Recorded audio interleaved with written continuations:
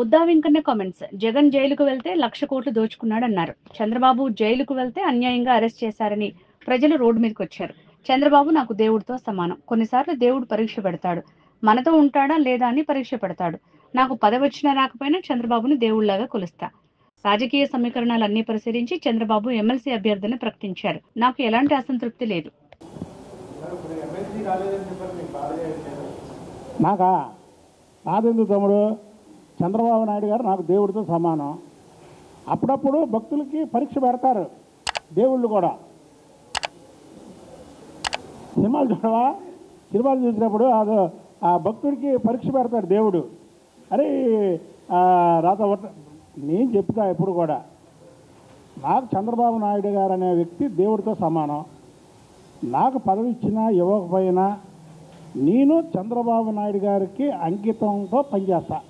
అంతేగాని పదవి వస్తే ఒకలాగా, పదవి రాకపోతే ఒకలాగా ఇది కాదు. అక్కడ ఈక్వేషన్స్ ఇంకోటి ఇవన్నీ చూసుకొని పదవులు ఇస్తారు. వచ్చినప్పుడు సంతోషం ఎలా పడతామో, రానప్పుడు కూడా దాన్ని ఈజీగా తీసుకోవాలి. ఇదంతా ఒక క్రీడ. రాజకీయంలో పదవులు అనేవి ఒక క్రీడ. ఒక్కోసారి గెలుస్తాం, ఒక్కోసారి ఓడతాం. అలాగే ఒక్కోసారి వస్తాయి, ఒక్కోసారి రావు.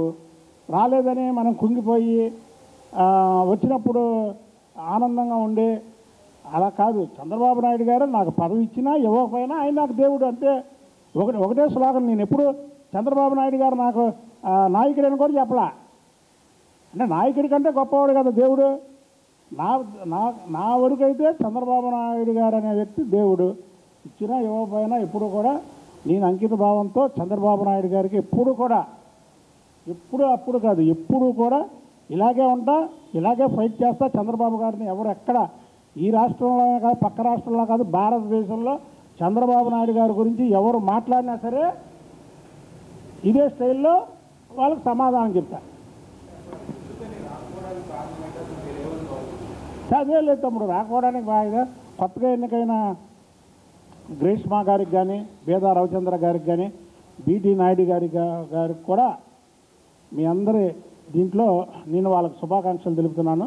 చెప్పే కదా, ఈక్వేషన్స్, ప్రాంతాలు ఇవన్నీ ఉంటాయి. ఇవన్నిటిని బట్టి చేస్తారు.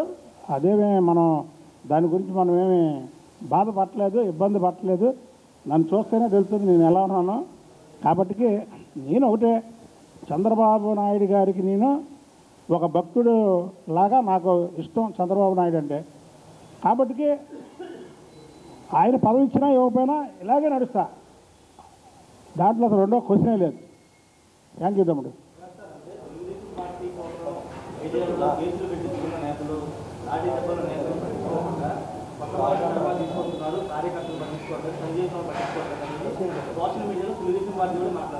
అదే లేదు,